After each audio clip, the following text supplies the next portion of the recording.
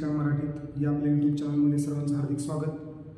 जर तुम्हाला आपले व्हिडिओ आवडत असतील तर आपल्या चॅनलला नक्की सबस्क्राईब करा आणि आपल्या व्हिडिओला जास्तीत जास्त विद्यार्थ्यांपर्यंत पोहोचवण्यासाठी शेअर करा।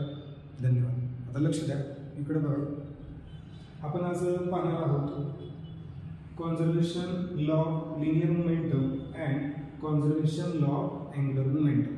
आता हा जो लॉ आहे तुम्हाला 11th स्टँडर्ड साठी आहे आणि हा जो आहे तो काय अँगुलर मोमेंटमचा लॉ 12th स्टँडर्ड साठी आहे, बरोबर। आता याच्यामध्ये काय दिले बघा, पहिल्यांदा लिनियर मोमेंटमचे definition. Linear momentum is defined as the product of mass and velocity. Mass आणि वेलोसिटीचा गुणाकार म्हणजे लिनियर मोमेंटम, बरोबर। याचे एसआय काय आहे, मासचा आहे किलोग्राम आणि वेलोसिटीचं काय मीटर पर सेकंड, त्यामुळे लिनियर मोमेंटमचा एसआय काय आहे किलोग्राम मीटर पर सेकंड, बरोबर। आता लक्षात घ्या, आपल्याला Newton second law of motion माहिती आहे। न्यूटन सेकंड लॉचं स्टेटमेंट या ठिकाणी लिहिले बघा, applied force is directly proportional to the rate of change of momentum. Proportionality replaced by is equal to constant आणि हा जो कॉन्स्टंट आहे तो काय इथं 1 आहे, त्यामुळे आपण असं लिहिले F is equal to dp/dt। आता कॉन्झर्वेशन लॉ काय तो समजून घेण्याचा प्रयत्न करा। जर समजा एखाद्या बॉडीवरती आपण जर फोर्स अप्लाय नाही केला, बघा एखाद्या बॉडीवरती जर आपण फोर्स अप्लाय नाही केला किंवा कॉन्स्टंट फोर्स लावला तर त्या बॉडीचं लिनियर मोमेंटम काय राहतं, कॉन्स्टंट राहतं। हे समजून घेण्यासाठी आपण काय केलं इथं F is equal to 0 टाकलं। समजा या इक्वेशन मध्ये F is equal to जर 0 आपण टाकलं तर dp/dt is equal to F is equal to काय आलं 0, कारण F काय मानले आपण 0 मानले, बरोबर। मग F जर 0 असेल तर ही गोष्ट अशी शक्य होऊ शकते की लिनियर मोमेंटम कॉन्स्टंट आहे तरच त्याचा डेरिव्हेटिव्ह काय ना 0 येणार, अदरवाइज 0 येऊ शकतो का नाही, कारण आपल्याला माहिती आहे कॉन्स्टंटचा डेरिव्हेटिव्ह 0 असतो।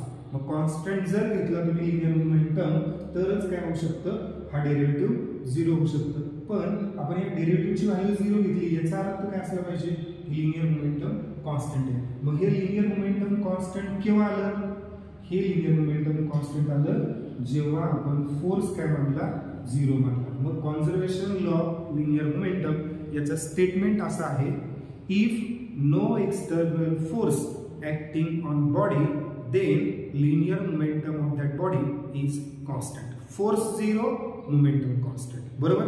आता या स्टेटमेंटचा अर्थ असाही निघतो बघा, P is equal to जर कॉन्स्टंट असेल तर initial linear momentum suppose P1 आहे आणि आफ्टर कोलिजन त्याचं फायनल मोमेंटम काय आहे P2 आहे, तर इनिशियल लिनियर मोमेंटम आणि फायनल लिनियर मोमेंटम काय असतं, कॉन्स्टंट असतं। मग P1 म्हणजे काय होणार m1 v1, P2 म्हणजे काय होणार m2 v2, therefore we can write m1 v1 is equal to m2 v2 is equal to constant। याचा अर्थ असा आहे मास काहीही असू द्या, वेलोसिटी काही असू द्या, पण त्यांचा गुणाकार मल्टिप्लिकेशन काय होणार कॉन्स्टंट। समजलं का, conservation law of linear momentum. Next conservation law of angular momentum. आता या ठिकाणी पहिल्यांदा डेफिनेशन घेतलेली आहे की अँगुलर मोमेंटम हे प्रोडक्ट आहे, गुणाकार आहे कुणाचा, रेडियस आणि मोमेंटम यांचा गुणाकार आहे, किंवा रोटेशनल डायनामिक्स मध्ये तुम्ही angular momentum in terms of inertia काय पाहिली I × omega, moment of inertia आणि अँगुलर वेलोसिटी यांचा गुणाकार म्हणजे अँगुलर मोमेंटम, बरोबर। आता याच्यामध्ये आणखी एक इक्वेशन आहे, जसं फोर्स आहे तसं टॉर्क आहे, रोटेशनल मोशन मध्ये फोर्स रिप्लेस बाय टॉर्क, तसं linear momentum replace by angular momentum. म्हणजे आपल्याला इक्वेशन काय मिळालं, torque is equal to dl/dt। काय मिळालं, torque is equal to dl/dt।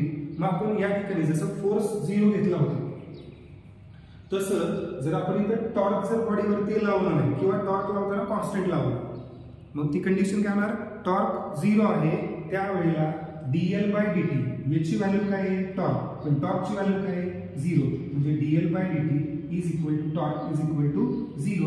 मग या डेरिव्हेटिव्हचा म्हणजे डेरिव्हेटिव्हची व्हॅल्यू ही 0 आहे आणि हे फक्त कधी शक्य आहे जर अँगुलर मोमेंटम कॉन्स्टंट असेल, कारण डेरिव्हेटिव्ह कॉन्स्टंटचा 0 असतो। मग या डेरिव्हेटिव्हची व्हॅल्यू जर 0 असेल तर हा L अँगुलर मोमेंटम कॉन्स्टंट असल्याशिवाय शक्य नाही. मग हे अँग्युलर मोमेंटम कॉन्स्टंट कधी आलं? ज्या वेळेला तुम्ही टॉर्क 0 घेतला त्यावेळेला. बरोबर. आता टॉर्क 0 घेतल्यानंतर आपल्याला इक्वेशन काय मिळालं बघा. L is equal to constant. L म्हणजे काय? I into omega. याचा अर्थ काय होतो? L1 is equal to L2. L1 म्हणजे I1 ओमेगा 1, L2 म्हणजे I2 omega 2.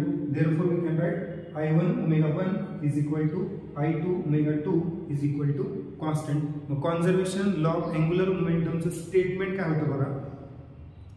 If no external torque acting on body, then angular momentum of that body is constant.